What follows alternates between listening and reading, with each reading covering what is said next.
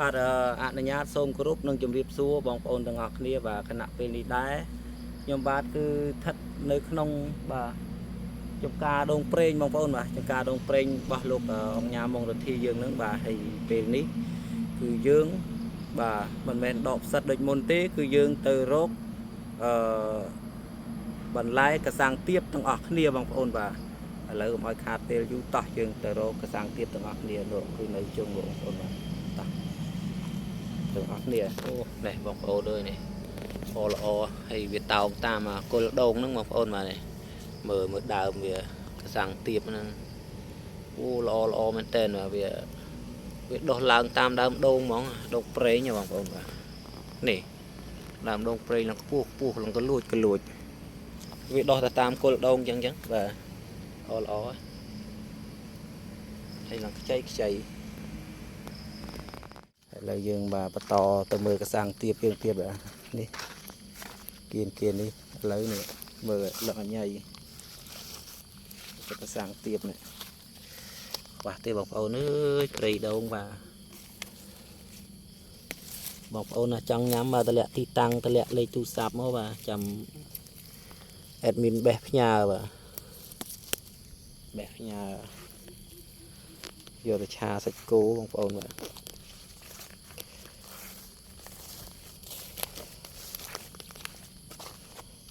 អេមដើមនឹងល្អនេះមកនឹងសัตว์អូតយំមកអ៊ូតដើរយូរជួបមកចវកទៅវាច្រើននេះគេបេះទៅលើគេអត់បេះដល់គល់នេះបងប្អូននេះមើលដើមល្អអេមមកដុះដូចតគួនហ្នឹងអេម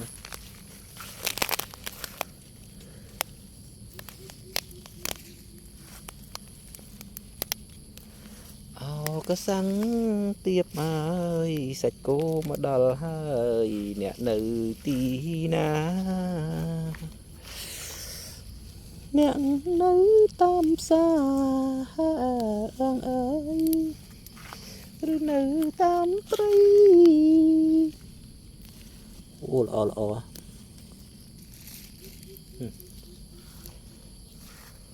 នេះខ្វះទេកសាំងទៀបបេះយកទៅឆាសាច់គោ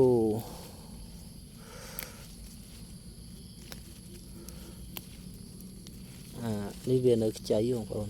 បើសិនជាវាផ្ការៀងលៀនមកចេះអាហ្នឹ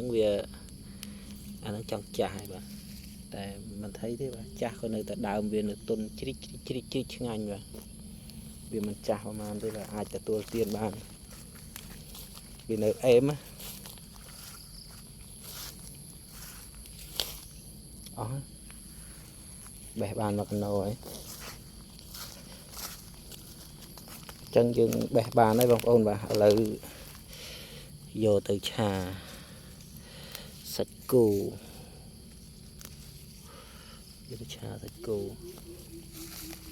អូនយំឌឺដល់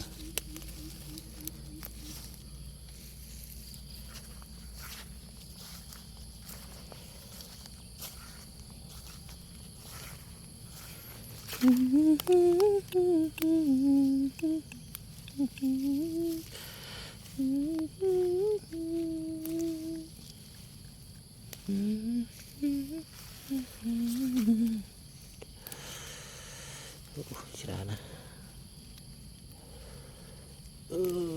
បានហើយយកកសាំងទៀបទៅឆាសាច់គោម្ដង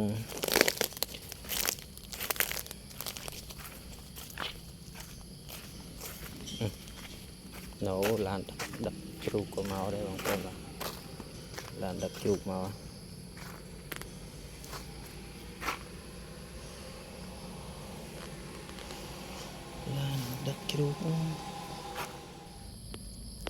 សួស្តីបងប្អូនទាំងអស់គ្នាបាទនៅក្នុងព្រៃដងពេលព្រឹកបងប្អូនបាទនេះបងប្អូនខ្ញុំឆ្ងល់ផ្សិត ផ្សិតនេះមិនដឹងជាផ្សិតអីគេបងប្អូនបាទមានរូបរាងចម្លែកបងប្អូនបាទហើយអាសัตว์ខ្មោចទូចទូចហ្នឹងគឺវាចូលទៅរោមឡើងមកកណោបងប្អូនបាទផ្សិតនេះដូចកូនកំមុំចឹងបងប្អូនបាទនៅពេលដែលវារីកគឺវាចេញក្បាលបែបនេះហើយវាមានស្បៃបាទស្បៃទម្លាក់ចុះមកក្រោមដូចកូនកំមុំចឹងបងប្អូនបាទហើយស្បៃគេស្អាតស្បៃហើយដើមគេឡើងប៉ុណ្ណានៃបងប្អូនបាទផ្សិតនេះចម្លែកមែនតើបងប្អូនបាទដុះនៅក្នុងព្រៃដូងបាទមិនដឹងថាជាផ្សិតអីមើលចម្លែកហើយអាសัตว์សុចទូចទូចនឹងវារោមឡើងពេញខាងក្នុងនឹងបងប្អូនបាទមិនដឹងជាវារោមអាលំអិលវាហ្នឹងបងប្អូនបាទចម្លែកមែនតើបាទមើលក្បាលរបស់គេហើយគេមានស្បៃបាទតម្លាក់ចុះមកក្រោមហើយអាពេលវាមិនតាន់រីកមិនដឹងជាមានរូបរាងយ៉ាងម៉េចបាទអត់មកដល់ឃើញរីកបាត់ហើយចម្លែកមែនតើបាទហើយថ្ងៃនេះមកដើរដកសត្វដងនេះបងប្អូនជាស្រ័យដើររកកសាំងទៀបបងប្អូននៅក្នុងព្រៃដូងខែធ្លាក់ភ្លៀងអញ្ចឹងចេះខ្វះទេបងប្អូនបាទ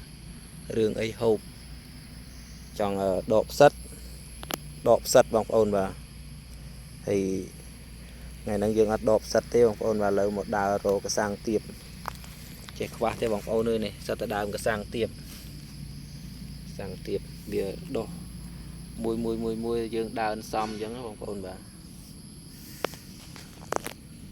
ច្រើនណាដើមល្អនេះឃើញអត់ដើមហ្នឹងប៉ុណ្ណានៃឡានកាត់ដងព្រៃឡាន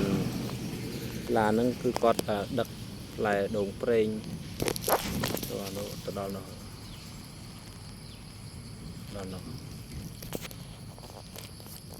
ដឹកផ្លែដូងប្រេងយកទៅគៀបនៅក្នុងរោងចក្រដូងបងប្អូននៅលងកពើ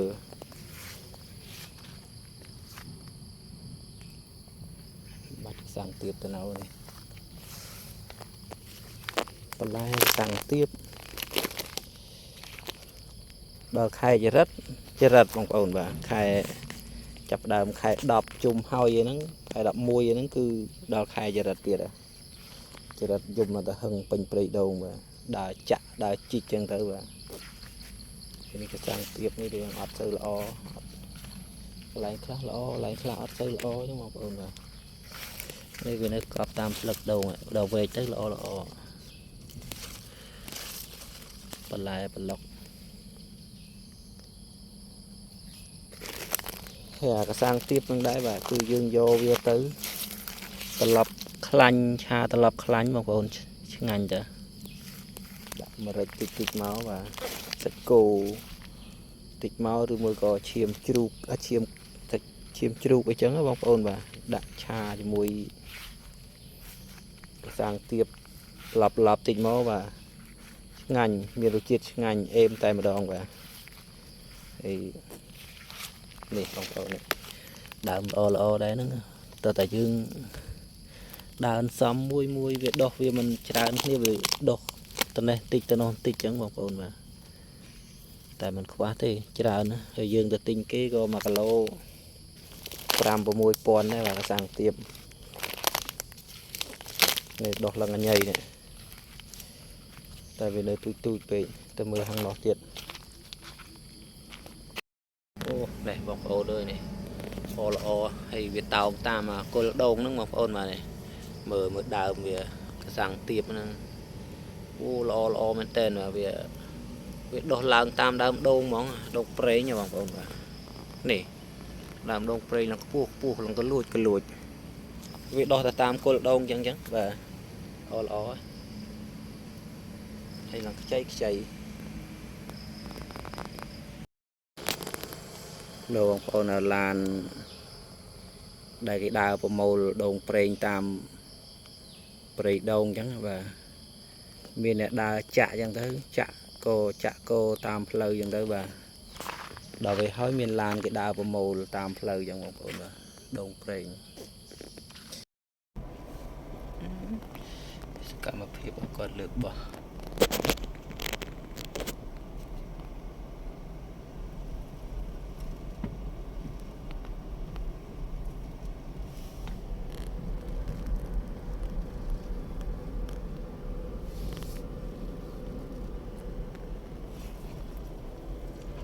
លោកចេញទៅផ្លូវជាតិបងប្អូនបាទឡានបើកលើផ្លូវជាតិតាមព្រៃដូងអស់ហ្នឹងខ្វះទេបងប្អូនបាទកសាំងទៀបលញ៉ៃលើផ្លែដូងបងប្អូនបាទដែលគេបេះហើយបាទគេដើរដាក់តាមចាមផ្លូវចឹងបងប្អូនបាទនេះដាក់ពីអាដូងប្រេងហ្នឹងអាម៉ត់ច្រឡំអធិស្ឋានអាក្របហ្នឹងគឺបាទគេយកទៅហាលទៅបាទហាលឲ្យស្ងួតគឺគេយកទៅបកាត់ភ្លើងបងប្អូនបាទកាត់ភ្លើងដាំបាយបកាត់ភ្លើងធ្វើស្អីបាទឆេះស្រួលហើយបងប្អូនដូងប្រេងនេះផ្លែដូងគេគៀបគេយកទៅគៀបយកប្រេងមានសត្វអីរោមទៀតមកធ្លាយចូល20 គីឡូជាងហ្នឹងបងប្អូនបាទ20មានតែ20 គីឡូលើសនេះមើលមកធ្លាយនេះធំណាធំជាងដៃឡើង20 30 ដងមកធ្លាយនេះបានដល់កធំអីឡើងទុំហ្នឹងទុំអញ្ចឹងប្រេងច្រើនយកទៅគៀបយកប្រេងអានោះរឿងលឿងគៀបអបបញ្ចាដើមទៀបណាឡងហើយនោះដើមខ្ពស់គេចាក់ពីតថ្វាងតដងបានចាក់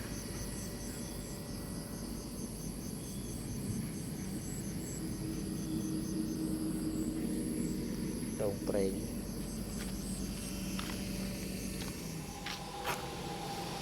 ដល់រងសាំងទៀតចំ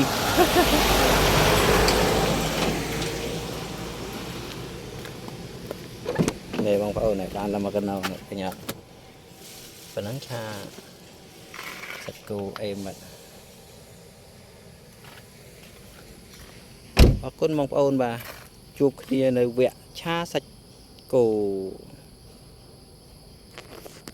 thấy chưa